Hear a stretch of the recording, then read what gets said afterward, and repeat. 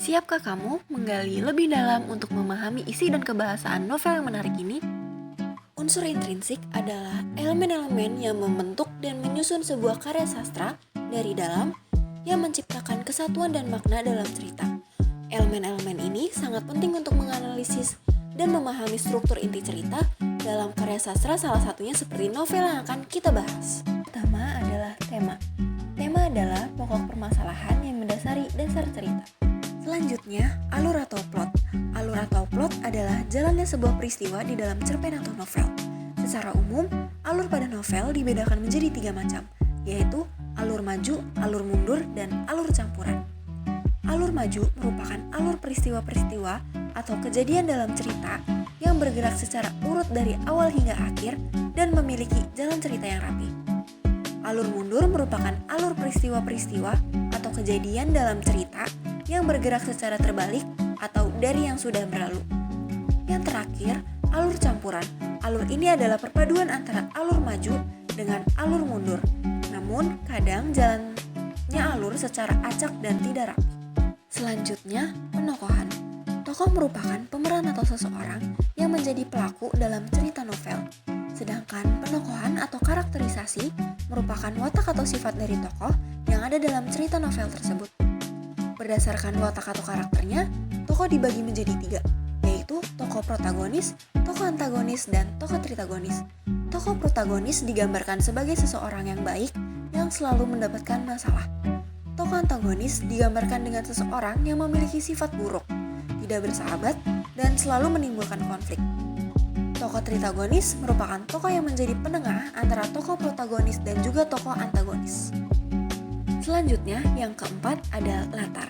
Latar adalah landasan atau tumpuan yang memiliki pengertian tempat, hubungan waktu, dan lingkungan sosial tempat terjadinya peristiwa-peristiwa yang diceritakan. Selanjutnya, yang kelima ada amanat. Amanat merupakan pesan dari pengarang kepada pembacanya yang terkandung di dalam cerita novel.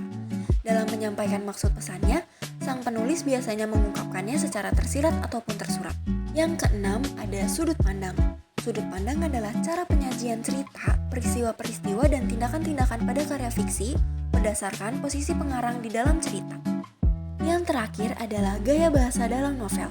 Adalah ciri khas pemilihan kata dan bahasa yang digunakan oleh penulis. Artinya, tiap penulis novel tentu memiliki gaya bahasa yang berbeda-beda. Selanjutnya, menganalisis unsur kebahasaan novel. Dalam karya sastra novel, terdapat beberapa unsur kebahasaan, yaitu yang pertama, bahasa emotif, yaitu adanya upaya pengarang untuk menghidupkan perasaan atau menggugah emosi kita sebagai pembaca. Yang kedua, bahasa yang digunakan dalam novel dipengaruhi oleh subjektivitas pengarangnya. Yang ketiga, bahasa cenderung konotatif. Bahasa yang digunakan dalam novel cenderung memiliki konotasi atau tidak memiliki arti sebenarnya, atau memiliki arti tambahan yang menyimpang dari arti sebenarnya. Yang keempat, bahasa denotatif. Novel juga menggunakan kalimat denotatif karena pembaca melihat pada makna denotatif. Kelima, bahasa ekspresif.